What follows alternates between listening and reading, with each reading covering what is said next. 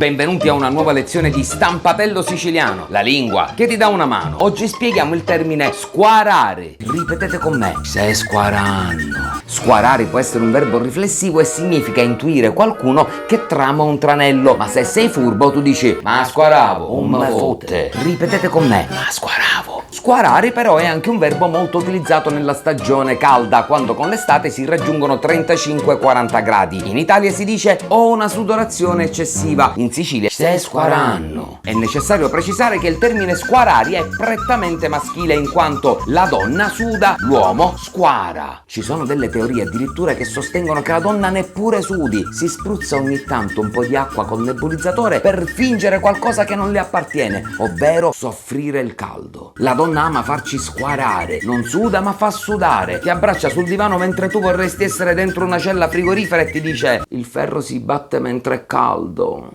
L'innalzamento delle temperature e il riscaldamento globale sono causa di grande squaramento e per questo la donna si dichiara ambientalista e vieta all'uomo di accendere l'aria condizionata. Ma che faccio? Andiamo un po', puoi stare fresco? Mi piacerebbe. Se squaranno. Ogni anno nel mondo 1/3 di uomini muore squarato per il diniego di aria condizionata in macchina. I 2/3 restanti muoiono squarati per il diniego di apertura del finestrino causa sconzamento di capigliatura. Non provate dunque a convincerla dicendo: sto morendo di caldo. La morte sarebbe una liberazione e lei lo sa. Lei invece ti vuole vedere soffrire. L'unica speranza te la può dare la lingua siciliana. Provate a dire: se squaranno cavolo. Noi sappiamo che vuol dire squarare perché già i normanni lo avevano capito e avevano fatto costruire agli arabi il castello della Zisa, Al-Aziz, che già nel XII secolo aveva un sistema di refrigerazione e ventilazione naturale, l'aria condizionata, che non faceva alzare il riscaldamento globale. Purtroppo oggi invece l'uomo sta uccidendo il pianeta, fortuna che la donna lo vuole salvare, quindi niente aria condizionata. Piuttosto d'estate mette il lenzuolino, che pure il lenzuolino a Ferragosto mi ha detto: aiutami, se squaranno cavolo. Perché mette il lenzuolino? Perché la donna vuole salvare il pianeta, ma vuole uccidere l'uomo. Ma squaravo. Ripetete con me: ma squaravo. Ci vediamo alla prossima puntata di Stampatello Siciliano, la lingua che ti dà una mano, se già non sei morto squarato. E la mia casa è Piazza Grande.